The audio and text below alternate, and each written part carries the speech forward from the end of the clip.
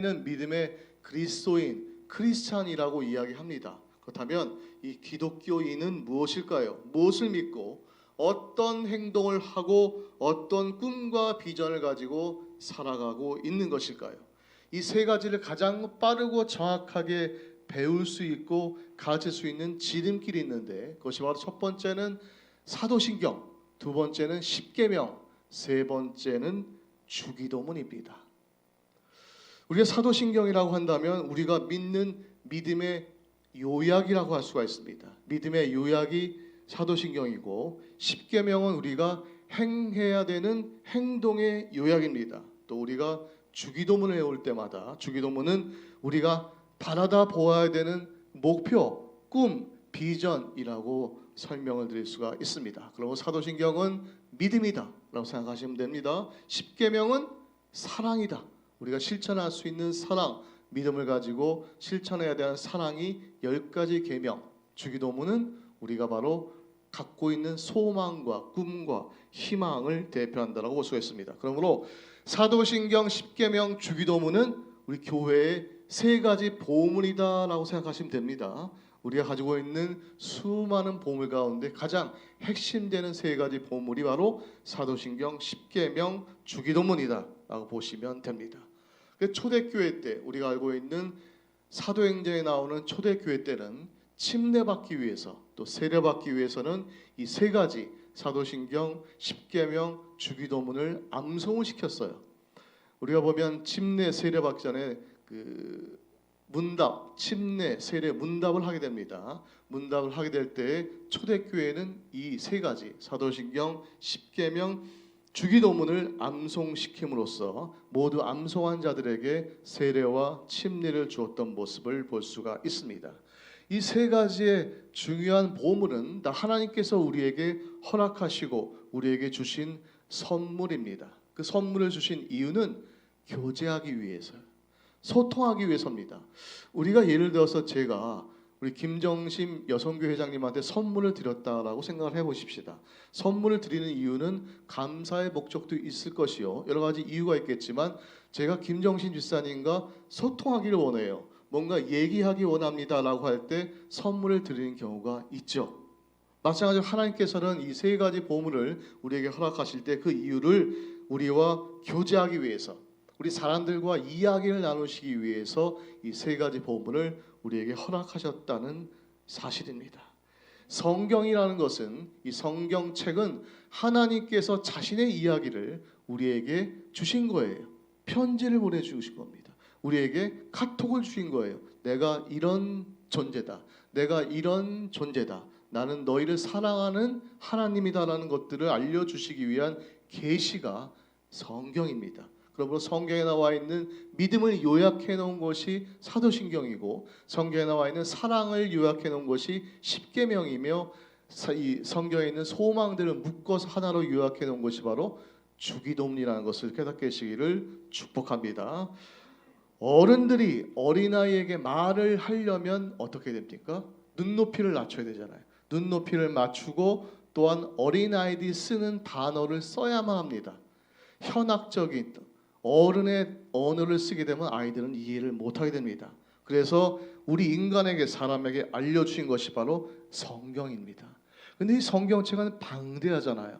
우리가 평생 성경을 배우고 익히고 묵상한다고 해도 다 깨달을 수 없는 것이 바로 이 성경입니다. 그러므로 이 성경에는 핵심이 필요하고, 그 핵심, 바로 기독교인이 믿어야 할 신앙의 핵심 내용을 고백한 것이 바로 신조, 곧 사도신경이 되는 것입니다. 이 사도신경 가운데 가장 많은 부분을 차지하는 것이 바로 예수님에 대한 신앙 고백입니다. 바로 기독교가 예수님에 대한 신앙 고백으로부터 시작되었다는 것을 우리에게 알려주고 있죠. 그래서 우리가 같이 봉독한 이 베드로의 신앙 고백이 바로 신약 성경에 최초로 등장하는 이 사도신경조의 예수님에 대한 신앙 고백이라고 우리는 일컫습니다. 다시 한번 시몬 베드로의 고백을 같이 봉독해 볼까요? 시몬 베드로가 대답하이르되 주는 그리스도시요 살아계신 하나님의 아들이시니이다. 예수님은 주님이십니다. 예수님은 그리스도 구원자 되십니다. 예수님은 하나님의 아들이십니다.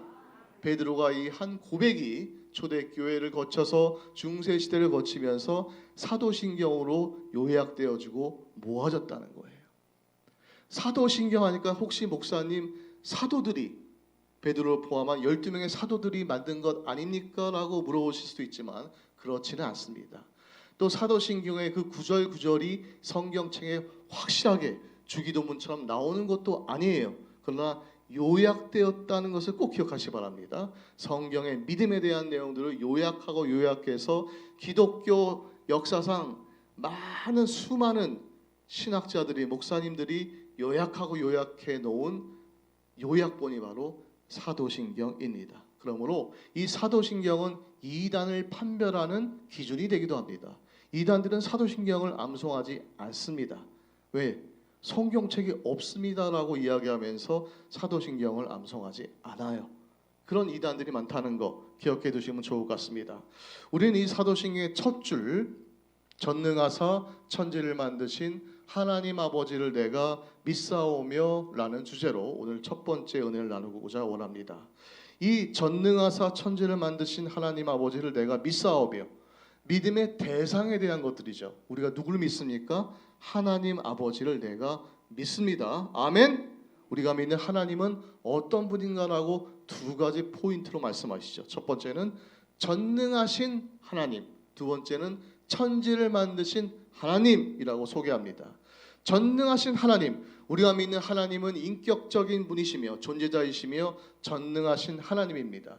고린도전서 8장 6절에 보면 기독교는 한 하나님을 믿는다라고 바울은 설명하고 있습니다. 유일하신 하나님, 한 분뿐이신 하나님, 전능하신 하나님. 전능은 전적으로 행할 수 있다라는 뜻이죠. 하나님께서는 마음에 먹은 모든 것들을, 하시고자 하시는 모든 것들을 아무런 구애됨 없이 자유로이 행하실 수 있는 분이심을 믿습니다. 그런 전능하신 하나님은 우리의 아버지가 되십니다.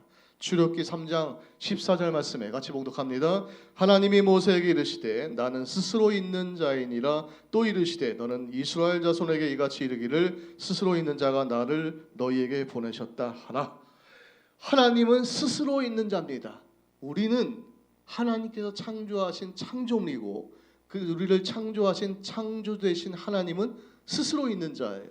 누가 그를 만든 게 아니라 스스로 원래부터 계신 하나님이십니다.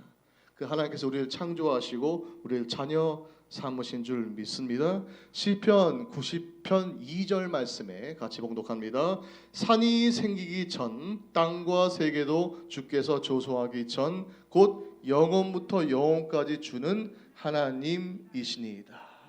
하나님은 영원한 분이십니다. 하나님은 전지전능하신 분입니다. 하나님은 어제나 오늘이나 영원토록 동일하신 알파와 오메가 되시는 주님이신 것을 믿습니다. 두 번째, 천지를 만드신 하나님이시다라고 사도신경은 우리에게 알려주고 있습니다. 천지를 만드셨다는 것은 바로 하나님이 주체가 되신다는 거예요. 하나님의 주권이 있으시다는 겁니다. 창세기 1장 1절에 태초에 하나님이 천지를 창조하시니라. 태초라는 것은 처음이죠. 아무것도 없었습니다. 이 세상에 아무것도 없었을 때 하나님께서 땅과 하늘을, 모든 만물을 만드셨다라고 성경은 이야기합니다. 성경의 시작, 만물의 시작을 하나님께서 하셨다는 것이지요. 천지를 만드셨다는 것은 고린도전서 8장 6절 말씀 그대로 만물이 그에게서 났다라고 이야기합니다. 이 땅에 만들어진 모든 것들이 하나님께로부터 창조되었다는 것이죠. 우리가 보고 우리가 듣고 우리가 만지는 모든 것들이 하나님께로부터 창조되었다는 것을 믿게 되시기를 주의 이름으로 축원드립니다. 하나님이 주인 되셔서 모든 것을 만드시고 창세기 1장에 질서가 생기기 이전에 지구의 모습 가운데 첫째 날 빛을 만드셨죠. 빛과 어둠을 나누시고 둘째 날 하늘을 창조하시고 셋째 날에는 바다와 육지를 만드시고 넷째 날에는 해와 달과 별, 다섯째 날에는 각종 물고기와 각종 새를 만드셨고 여섯째 날에는 짐승과 가축과 기는 것과 사람을 창조하십니다. 그리고 창세기 2장 1절 말씀에 천지와 만물이 다 이루어지니라라고 마무리를 지으십니다. 모든 우주 만물이 하나님의 뜻과 말씀으로 존재하게 되었음을 성경은 우리에게 분명히 말씀하고 있다는 것이죠. 하나님이 보시기에 좋았더라, 하나님의 평가에 의해서 이 모든 만물들이 하나님 목적대로 보시기에 좋았다라는 표현대로 우리는 창조되어졌음을 믿습니다. 그러면 저와 여러분들은 하나님 보시기에는 너무 이쁜 거예요. 너무 좋은 겁니다. 저와 여러분들이 이 땅에 만드신 하나님의 마음은 너무 좋으신 거예요.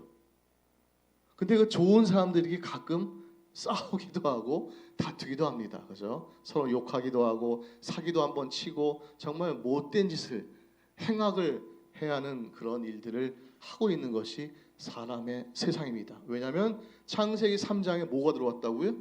죄가 들어왔기 때문에 그렇습니다.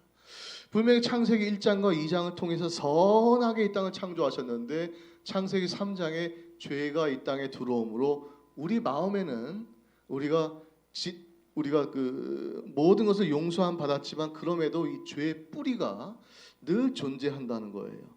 옛사람이